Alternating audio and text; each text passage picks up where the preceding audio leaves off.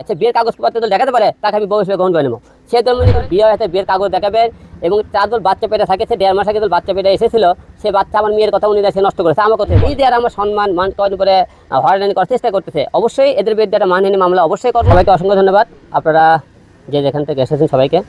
আজকে হিরো আলম আপনাদের ভালোবাসার কারণে আজকে এতটা আসতে পেরেছি, মূলত যে কারণে আজকে আপনাদের সবাইকে ডাকা।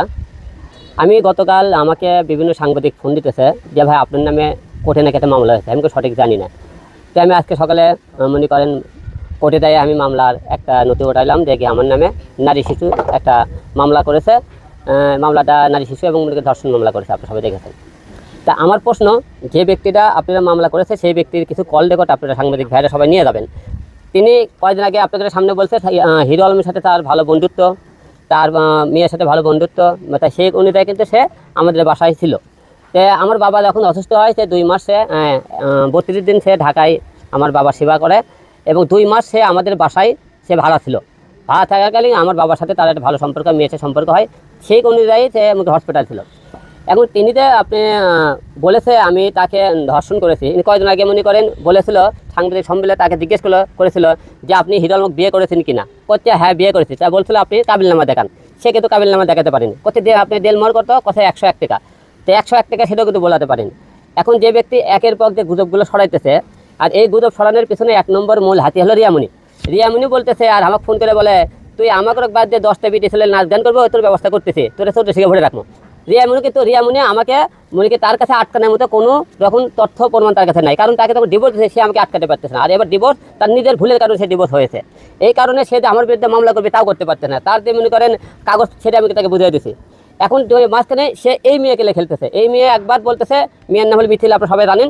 এই মেয়েটা একদিন পর পরই সে লাইভ এসে কান্না কেটে করে করতেছে, রিয়ামণি আর ওই 2 জন সাংবাদিক সম্মেলন করতেছে, সে অনেক কিছু বলতেছে দেখতেছেন। এখন প্রশ্ন হলে যে আমার মেয়ের বয়স হলো 13 বছর, 13 বছর আমার মেয়ের বয়স, সে আমার মেয়ে তো 13 বছর বয়স, সে তার বলতেছে তাই নাকি প্রেগনেন্ট ছিল। তো প্রেগনেন্ট ছিল কত মাসে, সাংবাদিক জিজ্ঞেস করছে 1.5 মাসে। কোথায় 1.5 মাসে যদি আপনি প্রেগনেন্ট থাকেন, তো আপনি যে বাচ্চাটা নষ্ট করলেন, আলম কি জানে, কয় না।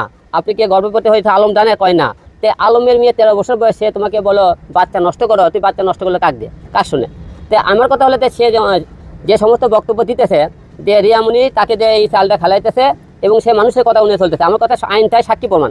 আপনি তাদেরকে বলবেন তার সাথে আমার দল বিয়ে হয়েছে, বিয়ের কাগজ দেখাবেন এবং 4 দল বাচ্চা পেটে থাকে, সে 1.5 মাস আগে দল বাচ্চা পেটে এসেছিল, সে বাচ্চা আমার মেয়ের কথা উনি সে নষ্ট করেছে, আমার কথা বলেনি, তা আমি জানিও না। তো তার সাথে যে আমার শারীরিক কোনো সম্পর্ক থাকে সেই প্রমাণ আপনাকে দেখায়, কারণ ওই মেয়ে সম্পূর্ণ আপনাকে আমাকে হ্যারাসমেন্ট করার জন্য এমন এই খেলা খেলতেছে।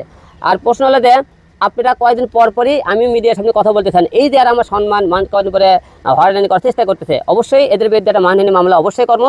এরা যদি তথ্য প্রমাণ করতে না পারে, রিয়ামণি এদের নামে অবশ্যই কিন্তু আমি মামলা করবো। মূলত কথা তারা আমার সম্মানটা হানি করার জন্য উঠে পড়ে লেগেছে আর কি। আপনাদের কাছে এই দুটো আছে, তারা যে আমার বিরুদ্ধে মামলা করেছে সম্পূর্ণ মিথ্যে বানোয়াট, এবং সে বলেছে মিডিয়াতে হিরো আলমের কাছে আমি কাজ করার জন্যই গেছিলাম, কাজ করে আমাকে নায়িকা বানানোর কথা কয়ে সে এই কথা বলছে। আপনি ভালো করে খবর নেবেন, ওই মিডিয়ার কোনো ব্যক্তি না, তার মনে করেন স্বামী আছে, তার স্বামীর নাম হল চমন, 2টা ছেলে সন্তান আছে মেয়েটা, যে মেয়ে আমার সাথে বিয়ের কথা বলতেছে, এবং তাদের সেই মেয়ের স্বামীর সাথে মান অভিমান চলাকালীন তার সাথে পরিচয় হওয়ার পরে জাহিদ নামে একটা ছেলের সাথে তার পরে কেউ স্বামী ধরার পরে সেই জায়গার থেকে সে মনে সম্পর্ক হওয়ার পরে আমার মেয়ের সাথে তাদের সম্পর্ক হয়। আমার পরে ঢাকা শহরে থাকার জায়গা হয় না, তখন আমার মেয়ের সাথে আমার বাবা ভালোবেসে আমাদের বাসায় তাকে 2 মাস রাখে। 2 মাস রাখার পরে এখান থেকে তার জামাই আবার চাপ দিলে সে এখান থেকে ঢাকায় আবার চলে যায়, বাসা ভাড়া নেয়, সেখানে নিয়ে যাওয়ার পর মনে করেন আমার বাবাকে সেই সেবা করে। এখন যে আমার মেয়ের নামে যে মামলাটা করলো 13 বছর বয়স, ভাইকে সবাইকে বলবো যে আমার মেয়ের যে এই 13 বছর বয়সে মেয়ের নামে মামলা করলো এবং আমার মেয়ে তার 1.5 মাসের সন্তান, আমার মেয়ের কথা শুনে সেই সন্তান কেন নষ্ট করবে। এই সমস্ত এবং আমার যে সমস্ত লোকজন আছে, সেলিম এবং আমার বোনকে, তার বউকে, সবাইকে আসামি করেছে। আমার কথা তুমি হলে যে এখানে এতগুলো লোক আসামি করলো, আর কি কে কোনটাকে ছিল, তুমি বিয়ের কথা বলে তোমার বিয়ের কোনো সাক্ষী প্রমাণ আছে, তাহলে কেন তারা আমার এই সম্মান হানি করতেছে। আর সম্পূর্ণ একটা শ্রেণীর লোক আগে থেকে হিরো আলমকে হ্যারাসমেন্ট করার চেষ্টা করতেছে অনেকভাবে, কিন্তু অনেক টাইমে তারা পারতেছে না পারার কারণে তারা করতেছে কি, এই রিয়ামণি কালকে দেখবেন মনে করে লাখ লাখ টাকা, আজকে দেখবেন কালকে দেখবেন অনেক টাকা দেখাইতেছে আপনাদের।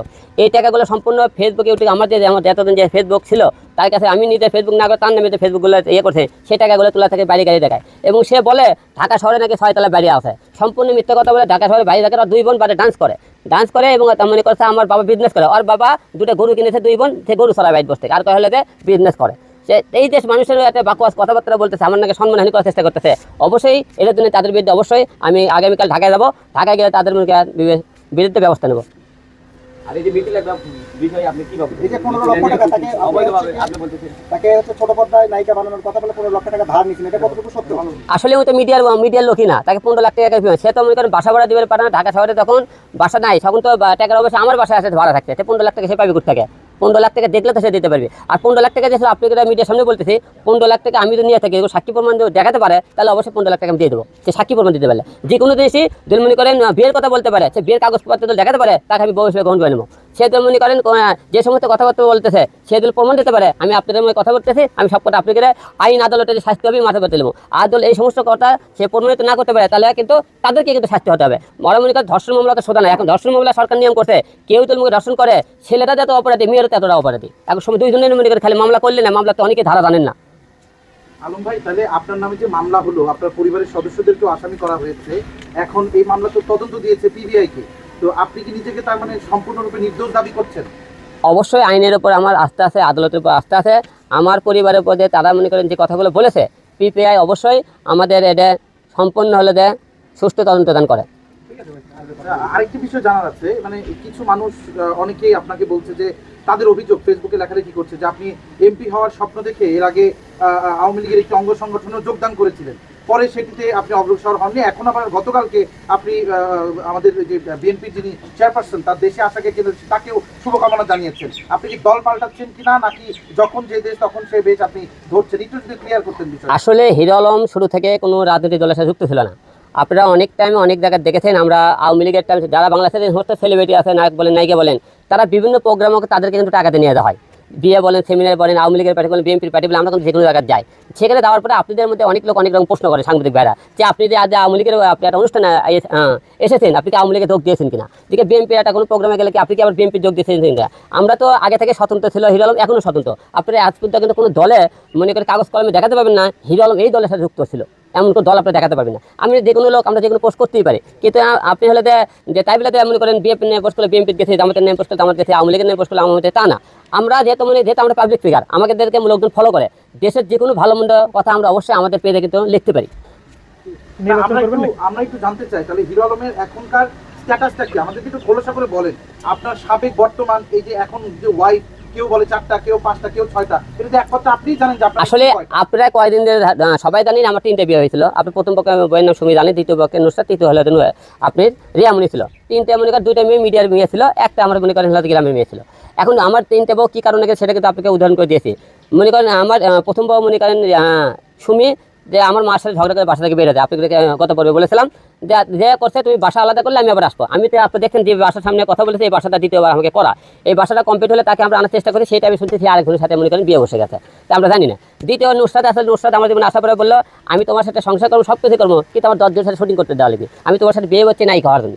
যখনই নায়ক যখন না 10 জনের শুটিং করা দেবেন আমার সাথে করতে হবে, যখন করতে মানে করলাম সে বললে হিরো আলম পরে কে করছে তাকে আমাকে বাধ্য করে আমি গেলাম না। রিয়ামণি ঠিক একই কথা, যে বললে কি 10 জনের শুটিং করে আপনি দেখেন, পরে বললাম তুমি সংসার করবা আমার সাথে 10 শুটিং আর করে দেয়, ওর কথা না আমি সবাই হলে দেয়, সে মনে করে আমার কথা শোনে না। আমার বাবা অসুস্থ হসপিটাল ছিল, মৃত্যু অবস্থায় ছিল, মারা গেল, সে বিভিন্ন ছেলে নিয়ে কিন্তু নাচ গান করে ভিডিও বানায়। এখন এটার প্রকৃত চাল রিয়ামণি, এই মেয়েটাকে যে মূলত খেলাইতেছে রিয়ামণি, যে সাংবাদিকের সামনে কথা বলি, মানুষ তো কাউকে চেনে না, উই কিন্তু সাংবাদিকের সামনে নিয়ে যাইতেছে।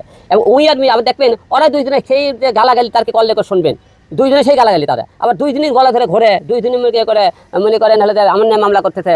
তার এর মধ্যে বলে দেবে মূলত টার্গেট হলে রিয়ামণি এখন একটা রিক্সাওয়ালা দেখলো থু মারে, হ্যাঁ, কারণ তুই বাপ হলে তো অসুস্থ ছিল হসপিটালে, তুই হলে নাচ গান দেখলি ইস্কালা থু মারে, বলতো মুখ দেখাতে পারতে না সমাজে, রাস্তাঘাটে বাড়াতে পারে না। এখন এরই পরিকল্পনায় আমার সম্মান কি হানি করা যায়, এই জন্য সে করতেছে কি এই মেয়েটাকে নিয়ে খেলতেছে। আপনার সবাই বাংলাদেশের একটাই নিয়ম, পুরুষ মেয়েকে দমন করার জন্য নারীদের দমন করতে হয়। পুরুষে কোন ডিস্টার্বেলি কয় যে ওই পেয়ের চরিত্র খারাপ, ওই মেয়ের চরিত্র খারাপ, ছেলের চরিত্র খারাপ, আমরা ছেলেরা দিই দোষ মেয়েকে, মেয়েরা ছেলে রোগ দেয়।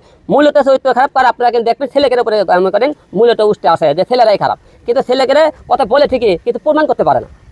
মামলাটা করতেছেন কার নামে এখন মামলা করবো আমরা রিয়ামণির নামে মামলা করবো আর মিথিলার নামে, কারণ এরা দুইজনে মনে করে আমার সম্মান হানি করতেছে। এবং এর সাথে যেগুলো সাক্ষী আছে, যে আমার মনে করেন আমাদের কিছু তেলাপেলারকে বৌড়ার 2-4 দিচ্ছে সাক্ষী, তারপর আরও সেরকম কিছু তেলামেলাকে মনে করে নিয়ে উস্কানি দিচ্ছে, যে সমস্ত উস্কানি দিতেছে তাদের আমি কে তাদেরকে উস্কানি দিচ্ছে, তাদের বিরুদ্ধে ব্যবস্থা হবে। কারণ আমি 2 দিন পর আপনি মিডিয়ার সামনে এটা কেন এত কথা বলবো, এই আপনাদের কেন 2 দিন পর কথা বলো, আমার সম্মান হানি করে উঠে পড়ে কেন লাগে? আমার কথা তোমাকে ডিভোর্স দিচ্ছি, তোমার মনে তুমি আমার মনে আমি, তুমি তার সাথে গান করে নাচতো, আমি তো একবারে বলতেছি না, আমি তোমার অন্য সাথে নাচ গান করলে তোমাদের জলে কেন এখন? তো ভিউয়ার্স, আজকের ভিডিওটি এই পর্যন্ত ছিল। ভিডিও সম্পর্কে যদি আপনাদের কোনো মতামত থেকে থাকে অবশ্যই আমাদের ভিডিওর কমেন্ট বক্স খোলা আছে, কমেন্ট বক্সে কমেন্ট করবেন। আর হিরো আলমের কথাগুলো আপনাদের কাছে কেমন লাগলো, সে কি দোষী না অদোষী, আপনারা সেটাও একটু জানিয়ে দেবেন। তো ভিউয়ার্স, আমাদের চ্যানেলের নতুন দর্শক হয়ে থাকলে অবশ্যই আমাদের চ্যানেলটিকে সাবস্ক্রাইব করতে ভুলবেন না। সবাইকে অসংখ্য ধন্যবাদ এতক্ষণ আমাদের সময় দেওয়ার জন্য। পরিশেষে সবাইকে বাই।